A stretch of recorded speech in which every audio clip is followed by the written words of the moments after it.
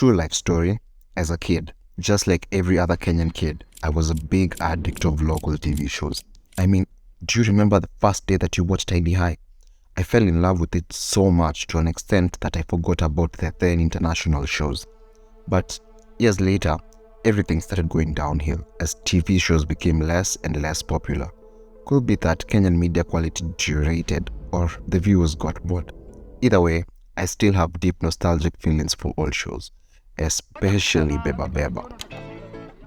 Beba Beba was a local comedy show that is remembered for its colorful set of characters and relatable plots. The show introduced us to some of the most iconic actors, including Bernard Safari, George Mbuto, and Shix Kapienga. Some of these actors actually went on to star in bigger projects, which is good for them. The show was created by Alfred Mutua and Charlene Samat. For those of you who don't know, Charlene Samat was partially responsible for the success of Eric Omondi. I actually made a video on that, so manzes, you consider checking it out if you haven't already. Anyway, Beba Beba was centered around a family that lived in the fictional Balalu estate and their matatu business. Let me reintroduce the characters real quick. There was Mr. and Mrs. Tembu, who were parents to Jobo and Angel. Mr. and Mrs. Tembu also owned the matatu that the show is centered around. Banda was the matatu driver and Voke his donda. Some other notable side characters were Majengo, who sold mahindi choma, Generali, a controversial army veteran, and Sifrosa, an overly religious woman. Shix Kapienga later joined the show as Tasha. The chemistry among these characters is unmatched and probably the reason why the show was very popular. I mean, we still have forums of people calling for the show's return. I just got to binge in the show and wow, it's nothing like I remember it. Watching it now, I have a lot to say about this first episode. It did a wonderful job at introducing the show and its characters, especially Angel. Oh, what I'd do to get a shot with Angel. She's a total catch, a mama that's pretty, fun, and weird.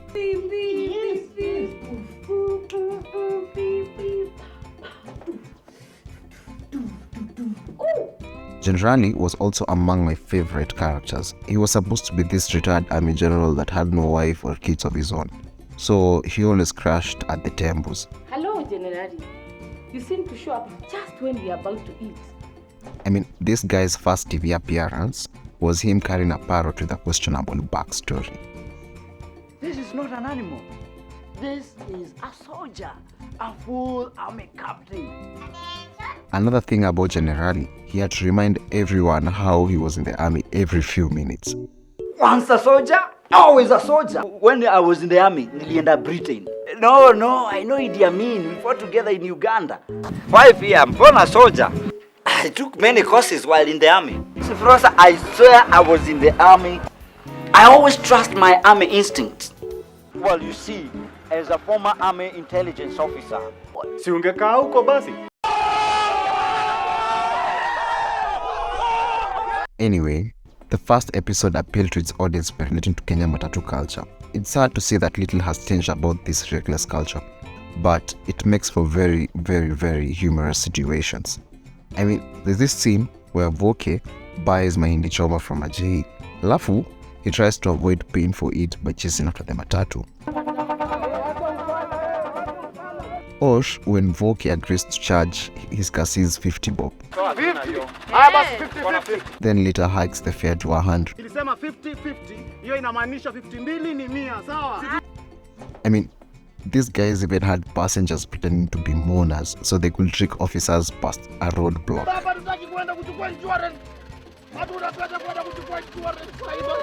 Like, what the fuck?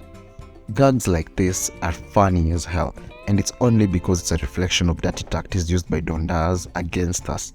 Anyway, Jobu was supposed to be this charming, spoiled boy who wanted to be a rapper. He had this great dynamic with his parents. His mom was really supportive of his ambitions, while his father constantly questioned his decisions. The dad was basically a goofy Nairobi businessman who rarely left his home and cracked plenty dad jokes. But if I was a rat, first I would hold a party for all the other rats. And if the cats get crushed? No problem. We would just call Cobra Spoon, Yapanya. He had money problems and was entirely dependent on his matatu business. Then there was Sifrosa, who Mathe. First, usinite Mathe. Sifrosa was the overly religious character. She reminds me of one of my sister's Shosho, who used to hold long-ass prayers that lasted up to 30 minutes long. So I related to this moment back then. I can pray for the food. No. Then there was Majei, whose entire character was ule mse wa Mei kwa stage. There's this tension between Majei and Voke, which leads to some awesome banter. Sometimes this banter gets out of hand and they throw fists. I'd recommend that you go through the full Beba Beba episodes, which I have linked in the video description. Also, see you remember to like the video and subscribe while you're down there. Turns out, I'm not the only one that loved this show. Many Kenyans still do, including Uncle Omari from Africa Entertainment Reviews. Sup, Uncle Omari, what's on your mind today? Thank you so much, Gatwash, for letting me hitch a ride on this one. For most of our general generation, the Beba Beba show does really conjure up a lot of nostalgic feelings. For me though, more so than the storylines and the cast of characters who are prevalent in most other productions of that time, the most nostalgic thing for me is actually in the production quality. There's just something about that standard definition 4:3 aspect ratio that was used in TV shows of that time that just warms my heart. Rewatching Beba Beba with that standard definition production quality actually transfers you back to a time when TV was so wholesome. For all their character quirks and flaws, the Tembu family, their family and friends, their Matatu crew, heck, even Majengo, all felt so familial, and this was actually by design because for a show about a Matatu which should span, well, a very large area, the show chose to stick close to their core cast of characters, only introducing variable cameo characters from time to time depending on situational storylines. Now, this could very well be also explained by financial constraints, as the more characters you do add on to your series, the more financial burden you do carry into your production. And that could very well be the case, though this did force the writers into a very special solution, where this grand idea of an en route Matatu, which would ordinarily require a more large-scale production setting, had its narrative well narrowly focused on this cast of characters who actually anchored the story and made it more relatable to an audience who shares most of these interpersonal shenanigans with their neighbors and friends from their neighborhoods and estates. And in this relatability lies the charm of Beba Beba. This is what had a whole host of local TV watchers aboard this show for 7 seasons of its running. Once again, thank you so much, Gatwash, for letting me ride along with you for this one. It's been a real blast going back to this one and even knowing where the creatives who were involved are today. Though you conveniently left out where Crackers the Parrot went. We need to know that ASAP.